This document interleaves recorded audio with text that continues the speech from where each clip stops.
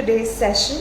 Today we will be talking about the correlationship between emotions and diseases, and we have Dr. Deka with us, who will help us decipher this relationship between the two.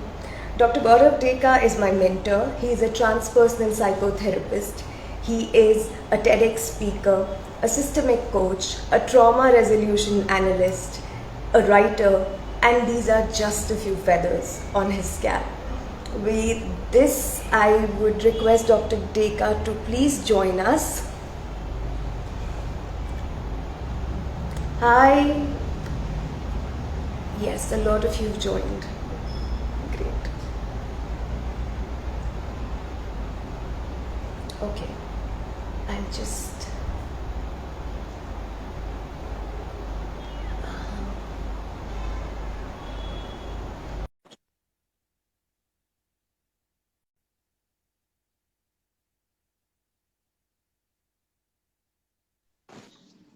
Hi, Gaurav.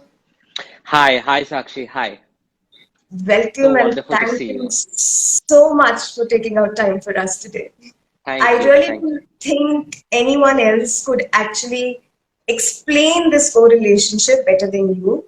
So please decipher it for us.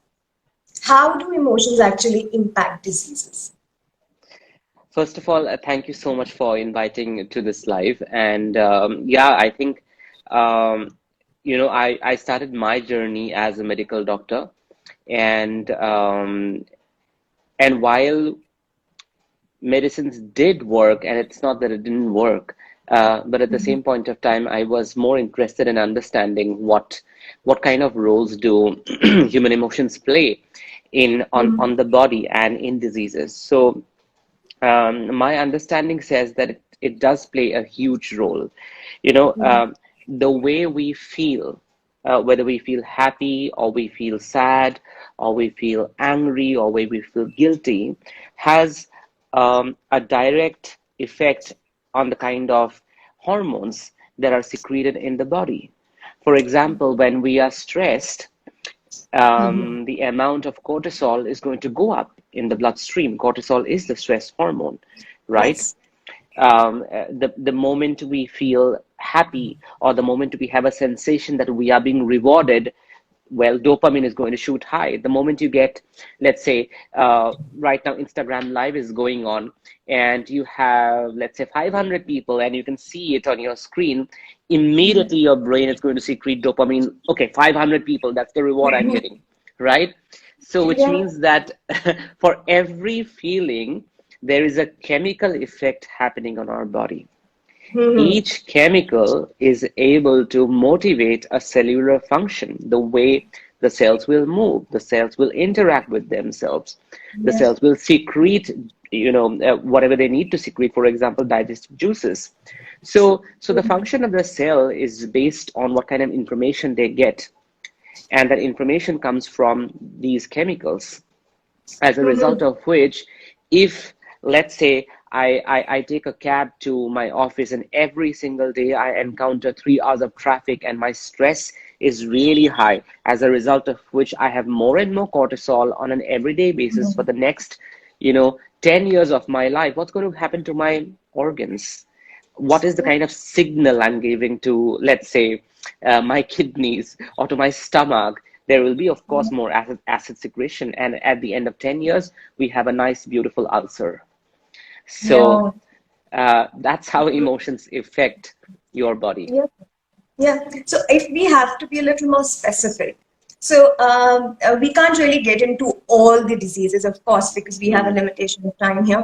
But yes, Right. what I see of late, which is very common now, in the past, say, decade or so, Hmm. there is a very steep rise in the hormonal imbalances in women. Hmm. Hmm. uh, Conditions like PCOD have become way more common Hmm. than what they were earlier. Hmm. So Hmm. when we talk about this sudden rise, Hmm. now how do we explain this? Okay. Yeah. Yeah. So there's a reason why some of these also fall under the category of lifestyle ailments or lifestyle illnesses. Hmm. Some others belong to the category of chronic illnesses. And we have Yeah. seen a steep rise in chronic illnesses. Hmm. And there's a steep rise because of the kind of life that we live now. For Yeah. example, how our brain decodes fear. For example, if a tiger comes in front of you, what are you going to do? You're going to run away. That's your Hmm. flight response, right? Yeah.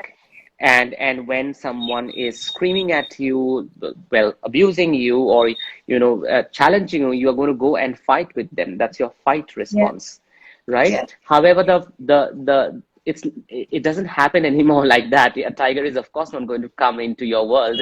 You live in a nice house. No one is going to shout at you on the road to fight with you, because, well, we live in a Hmm. civilized society. But what's Yeah. happening? What other things are happening? The other things Hmm. are, that at the end of the month you have to pay your rent. Yeah. That's your tiger. You know, Yeah. you know that when you reach office at 9:30 instead of 9, your boss is going to scream at you. That's your tiger, Hmm. Yeah. right? So So there is this basically, in a way, this increase in the stress levels because of yes, these yeah. things As a is result one. of which, the body is constantly getting that information where I have the stress, I don't know what do I do with it now, because there is no Mhm. mechanism to actually actively cope with it. As a Yeah. result of which, it gets stored in the body and leads to cellular changes, tissue changes, and organ changes, of course. Yeah, and also I think what I personally also have seen as a pattern is that now there is this. What I used to think, just correct me if I am wrong here, is that as if there is this collective consciousness working here of the women of these generation, which are trying very, very hard to Mm, suppress their own femininity, because there has mm, been a repression that has been going on for so long that mm. now probably Yeah, this could be one of the things which probably I thought yeah, is the yeah. response. It is true because, well, it's not. I'm not putting it out in a pejorative or a condescending way. But what I'm Yeah. putting out is a fact that there is a greater collective necessity experienced by the women of today to be at par with Mm-hmm. men, as a result of Mm. which there is a collective movement towards we must also become like men in order to have equality in the society. But Yeah. as the side effect of that is also that, well, the body is also going to catch up. The body is also going to reject everything that makes a woman feminine, right? Yeah. So it is possible for a woman to be equal to men by being a woman. So I Yeah. will be the woman of 21st century, of 22nd Yeah. century. I will not be the man, and I don't need to be the man in order to have everything that he has. So So these are the that, affirmations that we need to yeah, practice. yeah, Yes. exactly, exactly. Yes. Absolutely. Okay, so now when we talk about certain disorders and conditions like diabetes or blood Hmm, pressure, and say respiratory disorders also for that matter, hmm, which are passed on to generations, which hmm, in other words are genetic. hmm. Now, are these indicators of the baggage of the trauma or the emotional blockages that we've been carrying through Hmm. our lineage, carrying through the generation? Is this what it indicates also, or is there no relationship between the two? So, Sakshi, in my journey of allopathic medicine, which is what I studied for Mhm. 6 years of my life, um, Yeah. um, well, it helped me to understand the rational dynamics behind how diseases form, what's the pathology, and what's basically the physiology of our body system. But it is actually Chinese medicine which helped me understand the correlation between emotions and the body, because Mm. allopathic medicine does not look at any such correlation. Yes. And in Chinese medicine, I've seen numerous amount of time that there are certain organs associated with certain emotions. For example, lung is associated with grief. That lung is a Uh-huh. storage of grief. Similarly, stomach Mm. has association with fear as well as anger, right? Because Ah, stomach secretes hydrochloric acid, right, which is yes. acidic anger. It's also Mm. the part where we feel most of our anxiety. We hold on to the stomach immediately, right? Mm. Similarly, Yeah. kidneys are associated with guilt. So Mm. now what I've observed, that while these emotions are attached to different organ, where do these emotions come from? Well, they will come from, as in if my lung is storing grief, where will it come from? Either it will come from a grief that I have experienced and I haven't been able to let go from my own life, or Mm. it will come as an inherited property from someone else who Mm. experienced grief, like my mom, like my dad, Yes, right? yes, So yeah. these emotions, which are stored in different organs, which eventually lead to expression of disease, are Mhm. proof of either traumas that have happened to us in our personal life, or traumas that may Mhm. have happened to people before us, which is our mom, dad, grandfather, grandmother, great grandfather, great grandmother, in their lineage, and have been passed down to us. So we have a field of Yeah. science called epigenetics, which basically Mhm. clarifies and proves this fact that yes, we do inherit emotions from Mm. our ancestors. Okay, so in context of this, if we say that, I mean, if this, when we talk about transpersonal therapy, is transpersonal therapy used as a preventive? Can it be used as a preventive, or is it just for the cure? It Because it can you, be, yeah, uh, yeah. Go ahead. Yes. yeah, I mean, because if you've been observing a certain pattern in the family, Hmm. Hmm. and Hmm. people would want to probably take action before Hmm. something happens, so can Hmm. that also be Yeah. considered as an option? Yeah. I think, we call this field also psychobiology, which means how psychological feelings impact your biology, how your Hmm. psychological, how do you say, structure or architecture affects your biological architecture. So psychobiology can be really used for preventive measures also. In fact, I Hmm. use a lot of regression therapy, transpersonal therapy, and systemic therapy for preventive measures also. Some people, they just simply become aware of a pattern running in their family, even if it is a pattern of, all the men end up having, let's say, a heart attack. All the women have, Hmm. let's say, breast cancer, and someone hasn't developed it yet, but has come with this concern that I don't know. I mean, this is genetic, I understand, but then there could be something else as well behind the genetics. So they come and we work with them, and it can definitely be used as a preventive medicine as well. Okay, okay, it helps like that. So Yeah. somebody can make use of it if they've been observing the pattern. Yes. So I think Yes. that is it. And there's a huge unawareness. I think people are not really aware of something like this. So I Hmm. think it's a great takeaway from today's talk that it can be used as a preventive.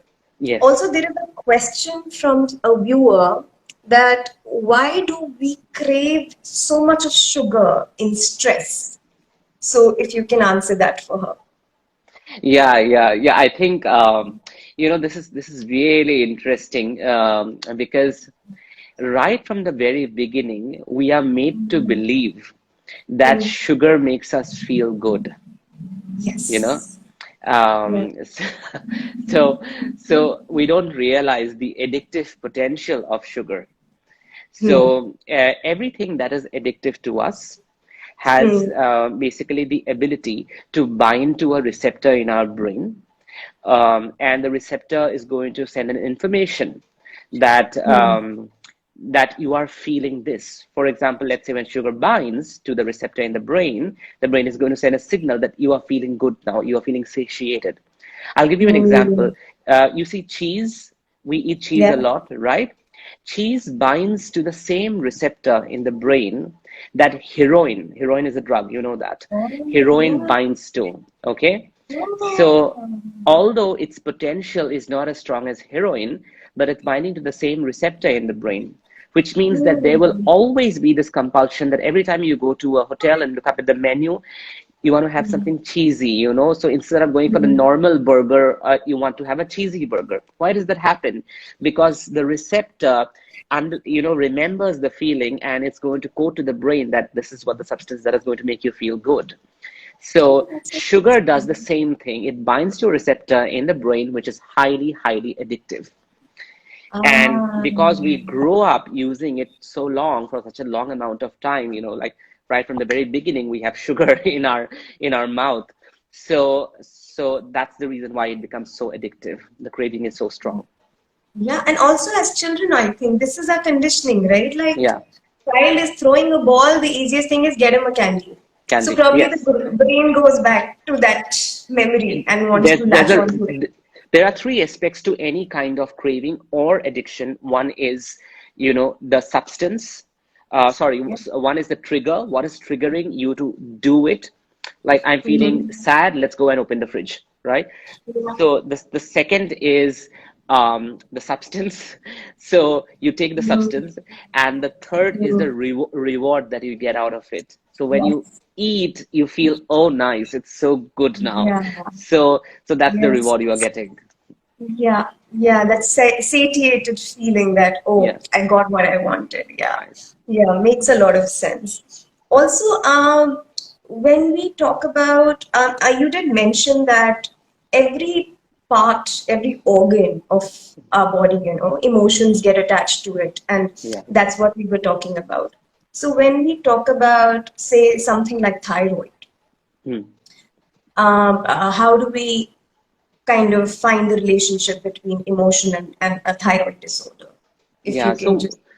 we again have a steep rise in thyroid disorders. We have things like hyperthyroidism, hypothyroidism, Hashimoto's disease. These are the diseases that are on steep rise.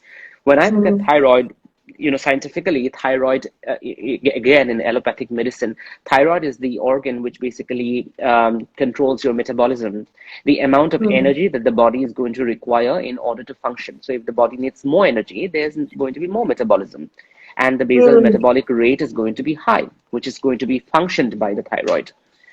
So whenever someone has hyperthyroidism, I look at why is the thyroid producing more and more thyroxine hormone, because it's hyper, which means it's more, yeah, right? overactive. Why is it producing more and more? And it's producing more and more Mm, because the body needs more and more energy to do it. So most people mm. who have hyperthyroidism will have an emotional status which says, I have to do this, I have to do this, I have to do that, I have to do this, I have to do this. So they are hyper performers. Hyper people. Yes, Yeah, yes, yes, right? yes. Makes sense. Yeah. Similarly, for hypothyroid, what happens is, again, the level of thyroxine hormone is going to go low, which means it'll be hypo, which means all of these people will feel, this is also there, that is also there, I have to do task A, task B, task C, let me shut down. So they shut down, basically. So Mm, they end up mm, gaining, even in the physical body, they end up gaining weight so that they are not able to channelize that energy anymore. So that's hypo. mm. That's hypo. Yeah, So correct. most of these people in both the cases are dealing with one thing. Why would people want to be so productive, or why would people be so overwhelmed with work that they wouldn't be able to do it? Is because of their self-worth, because I have to prove something to myself, right? So Yeah. thyroid has got to do with self-worth. Thyroid has got to do with self-worth. Yes, makes a lot of sense. Okay, so are we saying here as a conclusion that diseases actually are manifestations of our emotional blockages? And if, people learn to be a little more in Hmm. tune with their emotions, Hmm. Hmm. we probably go towards a better physical health also. Absolutely, totally. When we talk about holistic health, we don't Yeah. only mean the body and exercise. Of course, it is essential, but there are two Mm, other things also that come into play. The second is your emotional landscape, what yeah. you feel, how you process your emotions. That's there. Mm, And the third thing is your environment. What kind of mm, people do you live with? What kind of life do you live? Do mm, you have access to natural light? Do you drink enough water? So your mm, environment also matters. Or what kind of family system do you live in? Do they fight every single day, mm. or are people peaceful? So physical Yeah. body, emotional landscape, and lastly, environment is essential for full healing and full health. Yeah, yeah. And as probably a giveaway to the audience today, what would be your suggestion to practice a better emotional health or emotional well-being, or probably just giving space to emotions? Are there any tips that you'd like to give to people that they can probably, do these activities to actually, take care of their emotional well-being? I think the first step towards any kind of emotional management is acknowledgement of the emotion itself. Hmm. And because most people are not in touch with their feelings, they're in Yeah. touch with their thoughts. They can think, Hmm. they'll say how they think, but they will never say how they feel. So Yeah. first become aware of your feelings. And it's Hmm. very simple. There are only four kinds of feelings actually in this world. There's sad, mad, bad, and glad. Which is, you can be sad, you can Yeah. feel bad, which is basically you can feel guilty. You can be Yeah. mad, which is angry, or you can be glad, which is happy. So start Yeah. identifying your feelings.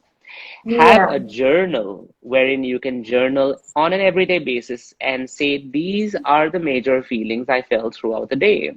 At Yeah. 11 a.m., so and so happened, and this is how I felt. At 2 p.m., so and so happened, and this is how I felt. So start writing down your feelings after Hmm. acknowledging them. And at the Hmm. end of the day, when you go to sleep, you take a paper in your hand and you write down everything that comes to your mind in that time. When you're writing that, put an alarm of 10 minutes so that you don't start brooding and writing. Instead, write everything in one go in those 10 minutes. When the alarm goes, you take the paper, tear it off, throw it. That way, you are Yeah. empty of all your emotions by the time you go to bed, and you can have a fresh start the next day. And I think the more clutter free we are here, it becomes easier to identify Yes, emotions also that way. true. So that was absolutely wonderful. Thank you so much, Gaurav. Thank I'm you. sure all the people who join and the people who are going to watch it later will I'm gain sure. such wonderful insights from here. Thank you for joining us, and Thank you. see you next time. Thanks.